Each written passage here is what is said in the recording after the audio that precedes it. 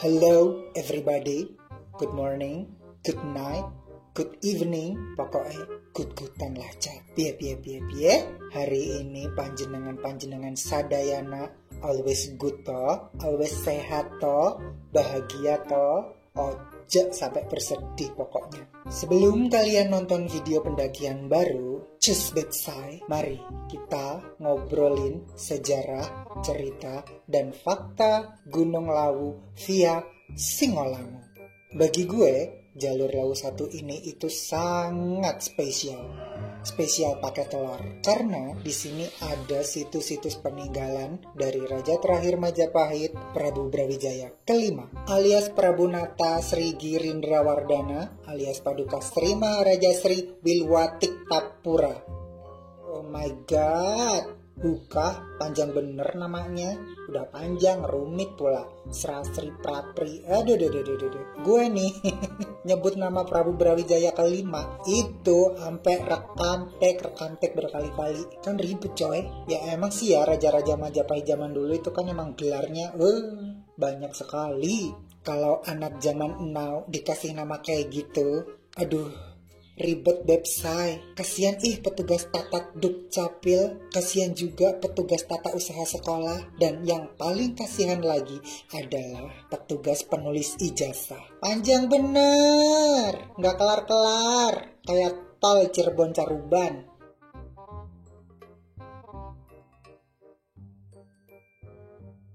Kewingitan Gunung Lawu ini bener-bener wingit banget coy. Nggak kaleng-kaleng. Pokoknya ini gunung bener-bener sakral.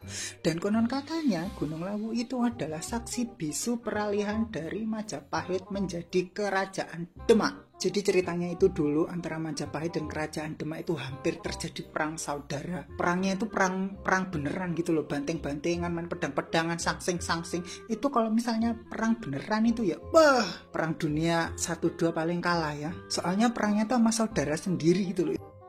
Perang kalau sama saudara sendiri tuh nyesek gitu loh coy. Tapi sayangnya perang itu enggak terjadi karena dua kerajaan ini melakukan diplomasi dan perundingan yang sangat alot. Dan pokok intinya itu mereka berdua bisa mencari win-win solution biar tidak terjadi perang. Nah, proses perundingan itu terjadi di Puncak Lawu. Dan saat perundingan itu, pasukan dari Majapahit atau delegasi kerajaan Majapahit naik ke Puncak Lawu lewat jalur Singolango. Sedangkan delegasi dari Kerajaan Demak naik ke Puncak Lawu lewat jalur Candi Ceto. Nah, di puncak mereka gibah tuh, diskusi tuh, arisan juga mungkin ya.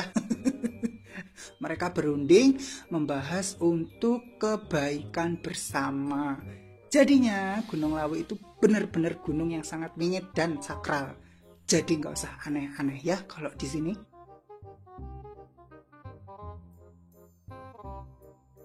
Jalur Lawu via Singolango ini dulu pernah ditutup pada tahun 1987. Kemudian dibuka lagi di bulan Mei tahun 2019. Ceritanya tuh begini coy. Dulu pas libur sekolah panjang datang, ratusan santri dari sebuah pesantren di Sukoharjo, Jawa Tengah melakukan camping ceria di bumi perkemahan Mojosemi. Keesokan harinya, mereka itu menjelajah dan mendaki Gunung Lawu tanpa membawa peta, kompas, perbekalan, dan peralatan yang mumpuni dan memadai. Yes, pokok intinya bondo nekat menurut Cak. Dan sialnya, mereka itu tidak melewati jalur resmi Cemoro Sewu, tapi melewati jalur Mojosemi yang katanya itu pintu belakang Gunung Lawu. Kalau namanya pintu belakang itu kan ya otomatis nggak resmi toh ya. Apalagi katanya itu jalur Mojosemi itu terkenal berbahaya. Di sana ada bukit curam dan lereng terjal. Aku juga belum pernah lewat Mojosemi sih. Jalurnya kayak apa aku ya nggak tahu sih. Jadi ya pengen nyoba sih. Ya siapa tahu ada yang mau ngajakin aku ke sana. Terus kita bikin konten Lawu via Mojosemi gitu ya coy ya. Kayaknya cucak itu. Ketika mereka ditanya, loh kenapa kok nggak lewat jalur Cemoro Sewu mas? Jawabannya, pengen mencari jalur sendiri biar kelihatan keren, biar kelihatan gaya. Yes, namanya juga anak muda. ada gitu ya. Tapi ya gitu coy, berasa hutan liar nggak bawa peralatan dan pengetahuan yang memadai itu namanya bunuh diri Ca. Apalagi ini di gunung loh ya, di gunung itu kan yes gitu deh. Singkat cerita, nyasarlah santri itu. Mereka nggak nemu jalan pulang, kejebak malam. Udah gitu cuacanya buruk pula, hujan, dingin, kabut tebel. Aduh, pokok mbuh rasanya piye ku ya. Beberapa hari kemudian, belasan santri yang kesasar itu ditemukan sudah dalam kondisi meninggal dunia. Menurut keyakinan warga setempat, konon katanya mereka itu melewati daerah terlarang bernama Puncak Wadal. Wadal itu artinya korban atau tumbal. Jadi bisa dibilang karena mereka sudah berani melanggar peraturan yang tidak tertulis, akhirnya mereka menjadi korban. Tapi kalau dipikir secara logika, secara ilmu akal, kematian mereka juga sangat masuk akal sih coy. Naik gunung, nggak bawa perbekalan, nggak bawa peralatan yang memadai, kehabisan logistik, nyasar, kejebak hujan, badai, kabut, otomatis mereka panik toh. Kalau panik itu kan ya sudah otomatis ya faktor alam dan faktor dari kesembronoannya mereka semua. Apalagi Gunung Lawu ini kan gunung yang sangat wingit gitu ya. Dinginnya tuh dingin banget gitu loh. Beda sama gunung yang lain. Nah, semenjak peristiwa itu jalur Singolangu ditutup untuk pendakian. 32 tahun kemudian dibuka lagi, tepatnya Mei 2019.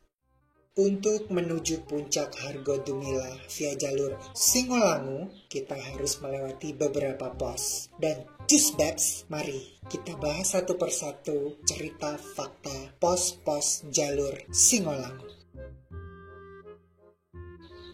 Sendang Sanggar terletak persis di belakang sekretariat pendaftaran. Konon katanya, air dari Sendang Sanggar ini selalu mengalir walau musim kemarau. Sejarahnya, sendang ini muncul ketika ada seorang santri dari Jombang lagi mampir di tempat ini coy. Ketika dia mau sholat, wudhunya kebingungan dong, karena di sini nggak ada air setetes pun. Kemudian dia berdoa kepada Tuhan untuk meminta air, dan akhirnya muncullah sumber air dan dinamakan Sendang Sanggar. Di dekat Sendang Sanggar ini ada sepetak batu yang konon katanya menjadi tempat sholat santri tersebut.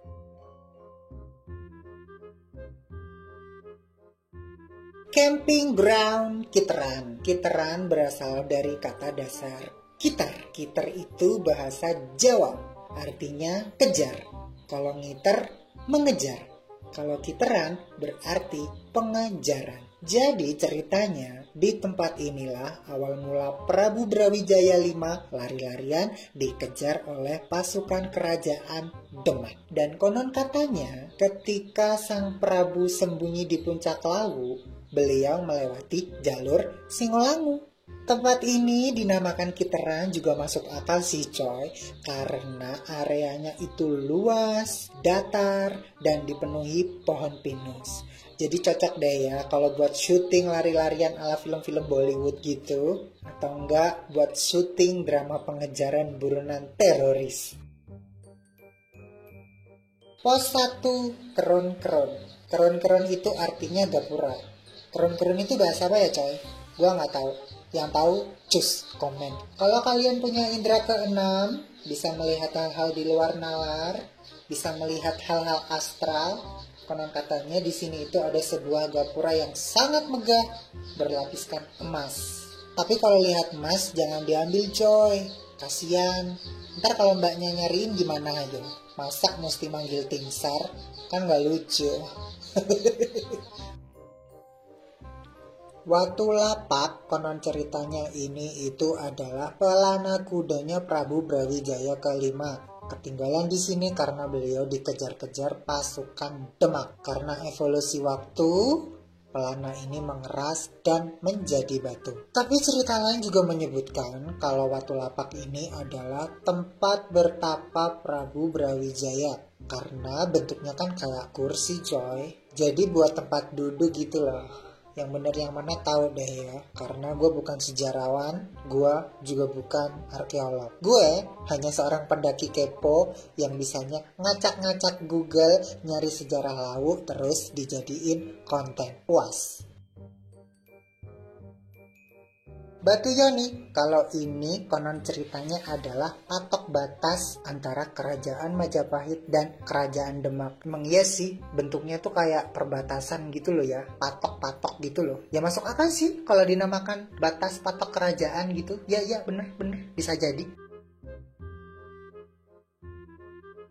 Pos 2 dinamakan Banyu Urip juga masih berhubungan dengan Prabu Brawijaya kelima coy. Jadi dulu saat dalam pengejaran, ketika sampai di tempat ini, Prabu kehabisan bekal dan minuman. Kemudian dia beredar tuh keliling kanan kiri, tengok depan belakang, nyari sumber makanan. Akhirnya ketemu deh sama sumber ini dan minumlah sang Prabu gelegek segar. Banyu itu air, urip itu hidup. Jadi dinamakan Banyu Urip karena sumber airnya memberikan kehidupan kepada Prabu Brawijaya. Cemoro Lawang, bentukannya itu adalah cemara tumbang yang tengahnya bolong, kayak sendal bolong gitu dah. Apalagi di sini hawanya juga lumayan mistis gitu ya, agak merinding gimana gitu waktu gua kesini. Konon katanya di Cemoro Lawang ini adalah tempat bertemu Prabu Brawijaya dengan para patinya dan para pembantunya. Mereka di sini berdiskusi, ngerumpi, gibah, ngobras, mengatur strategi untuk menghindari kejaran pasukan Demak. Mungkin pasukan Demak itu dulu adalah mantan atlet lari kali ya. Hobinya kok ngejar-ngejar mulu. Terus Prabu Brawijaya lari-larian mulu. Emang gak capek lari-larian di gunung? Kalau dikejar-kejar cinta mah enak say. Berasa jadi orang spesial gitu. Tapi kalau dikejar-kejar pasukan kerajaan, aduh, udah gitu berasa-berasa di hutan pula. Mana enak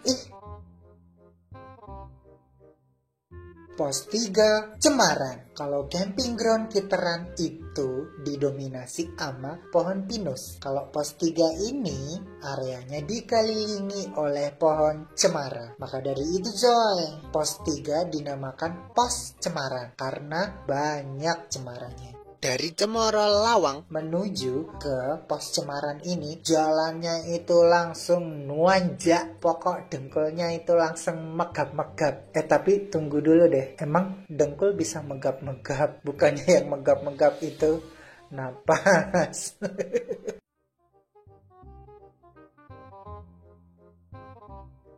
Tanjakan Penggik Cahyo. Kalau kata gue tuh ya, Tanjakan Penggik Cahyo itu adalah tempat yang paling khas di Singolangu. Ibarat kata itu Singolanguable gitu. Pokoknya Singolangu banget, itu nggak bisa lepas dari Tanjakan Penggik Cahyo.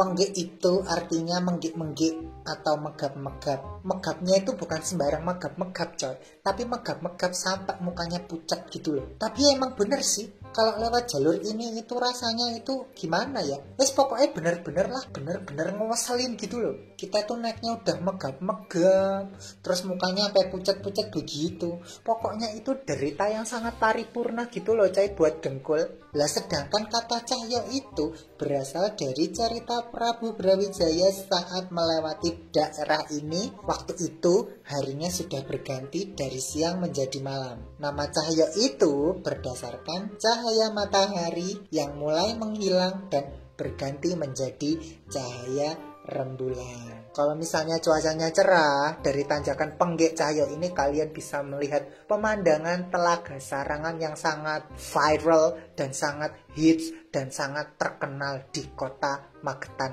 Raya. Penasaran? Pengen coba Tanjakan Penggik Cahyo kaya apa? Yondang munggah rono cak ning Singolangu.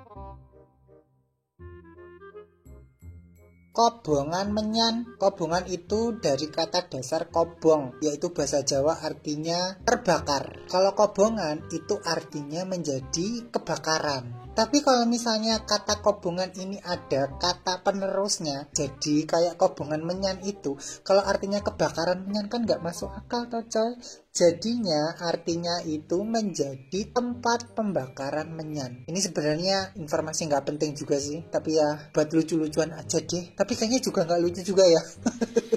Letaknya itu berada di tengah-tengah jalur tanjakan Penggek Cahyo. Di situ itu ada pohon yang tumbuh di atas batu. Dulu pas gue naik Singolangu lewat jalur ini tuh ya ketemu sih ada pohon terus tumbuhnya di batu gitu.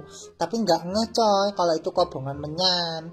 Jadi ceritanya tuh dulu kalau misalnya ada pelaku spiritual mau naik Gunung Lawu lewat jalur Penggek Cahyo, mereka harus menyisihkan sedikit perbekalan di sini. Ibaratnya itu kayak retribusi gaib gitu loh. Mereka harus membayar biaya lewat kepada yang bau reksa area Penggek. Para pelaku spiritual ini biasanya itu membakar menyan di sini karena kalau misalnya mereka bawa perbekalan ini ono kucrut, repot say. Kan yo berat. Munggah Penggek Cahyo ya kesel lo ya. Tanjakannya itu loh bener-bener naudzubillah min dalik pokoknya. Nah kalau misalnya cuman bawa menyan gitu aja kan penak, gak ribet. Selipin dek kantongnya sudah jadi toh, ya enggak? Jadi dinamakan kobongan menyan karena para pelaku spiritual itu sering membakar menyan sebagai pengganti bekal seserahan. Ben gak digawe dolanan karo sing bau reksa Penggek cak. Lek digawe dolanan muter-muter neng Penggek kan gak lucu. Munggah mudun lo pikir tak celu. Tapi sekarang mitos tentang kobongan menyan itu sudah tidak berlaku lagi. Dulu gue pas naik ke sana itu juga tidak memberikan seserahan apapun kok, dan aku tidak meninggalkan bekal apapun. Yaudah pokoknya lewat aja gitu ya, kayak gak gitu sono kalau pokoknya.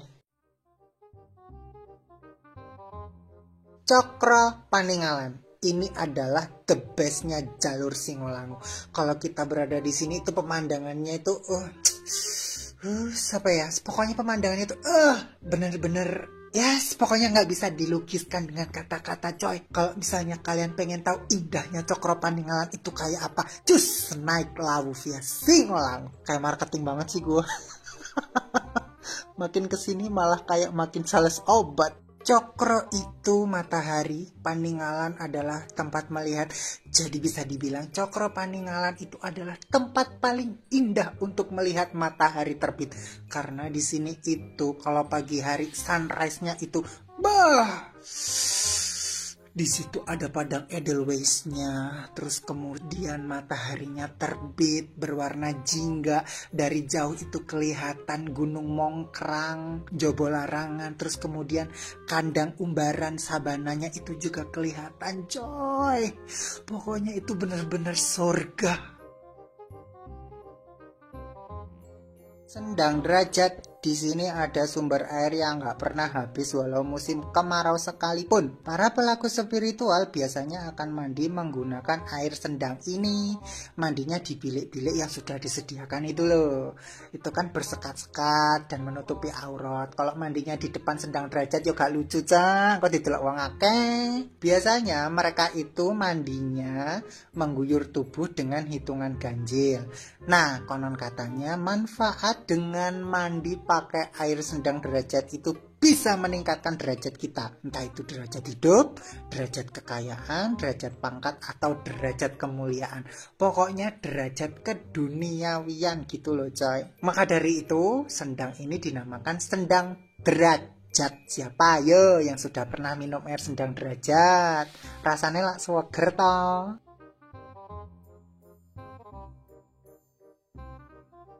Fakta menarik di jalur Singolangu ini, jalurnya itu melewati hamparan padang Edelweiss yang sangat luas sekali. Pokoknya mata kita itu benar-benar dimanjakan, dan bunganya itu kalau lagi mekar itu biah cantik sekali. Tapi ya gitu coy, tanjakannya itu biadab pokoknya. Pokoknya nggak manusiawi dan nggak sopan buat dengkul. Yes, intinya itu pemandangan sama penderitaannya itu balance, seimbang atau sebanding. Dan satu pesan saya, kalau kamu melewati hamparan padang Edelweiss ini, jangan dipetik, oke? Setuju? Karena bunga Edelweiss ini sangat apa ya? Pokoknya ini jangan dipetik dah. Dulu ada seorang lelaki bernama Singorjo tinggal di dekat Sendang Sanggar. Dulu Singolangu nggak seramai ini coy, dan konon katanya hanya Singorjo seorang yang tinggal di sini. Suatu hari datanglah rombongan dari Keraton Surakarta yang mau jalan-jalan ke Kedong Putri Ngawi. Mampirlah di rumah Singorjo dan disuguhi singkong. Pas makan singkong tersebut, orang-orang dari Keraton Surakarta itu komentar dong, kok rasanya langu ya? Tinggal makan aja banyak bacot. Langu itu adalah bau khas dari singkong mentah. Dan selanjutnya orang-orang Surakarta itu juga nyeletuk spontan. Nanti tempat ini kalau udah rame banyak penghuninya, namanya adalah Singolangu. Singo berasal dari nama Singorjo yang mendiami kawasan itu, dan langu berasal dari bau singkong yang langu itu. Jadi deh namanya Desa Singolangu. Selain cerita Singorjo dan buah singkong, ada juga cerita lain menyebutkan kalau Singolangu berasal dari sepasang sejoli yang hobinya berkelana kayak tong sancong, nyari kitab suci. Sepasang sejoli ini demenannya belakraan coy, menembus hutan belantara, pindah dari sini ke sana, dari sana ke sini. Pokoknya mereka berdua itu selalu move on dari satu tempat ke tempat lain. Sampai pada suatu ketika mereka sampai di Singolangu. Kemudian mereka tinggal di sini, lalu menikah, bercinta, memadu kasih, honeymoon, dan menghasilkan keturunan yang banyak sekali. Tapi ntar dulu deh, zaman dulu kalau menikah gimana ya? Kan gak ada KUA, gak ada naib, gak ada penghulu, gak ada Pak Mutin. Ayo, nikahnya gimana dong, say? Mungkin ada yang bisa menjelaskan pernikahan zaman dulu gimana tata caranya? Kalau gue sih nggak tahu ya. Yang tahu cus komen. Makin lama keturunan dua sejoli ini makin banyak, makin sakdayak, umbruan pokoknya. Pertamanya jadi satu RT dulu, kemudian berevolusi jadi satu RW, dan akhirnya jadi satu kampung. Berhubung desa ini dulu nggak punya nama, kemudian sama dua pasangan sejoli ini dikasih nama Singolangu. Singo adalah lambang macan yang menyimbolkan lelaki itu. Kalau langu adalah ular yang identik dengan naga dan menyimbolkan sang perempuan. Jadi, Singolangu itu mengandung arti singa yang bersatu dengan naga yang menyimbolkan persatuan lelaki wanita itu yang dari keturunannya akan menjadi cikal bakal desa Singolangu. Begitulah kira-kira sejarah desa Singolangu. Dan Singolangu ini terkenal dengan kampung susu karena warganya banyak yang memelihara sapi perah. Oke deh, mungkin cukup sekian ya informasi dan sejarah tentang Gunung Lawu via Singolangu. Ini siapa nih yang belum pernah ke sana, yang belum pernah naik Lawu via Singolangu? Cus, buruan coy. Sangat menarik jalurnya pokoknya. Udah gitu sepi, nggak banyak pendaki. Cocok pokoknya buat kalian yang pendaki-pendaki introvert gitu.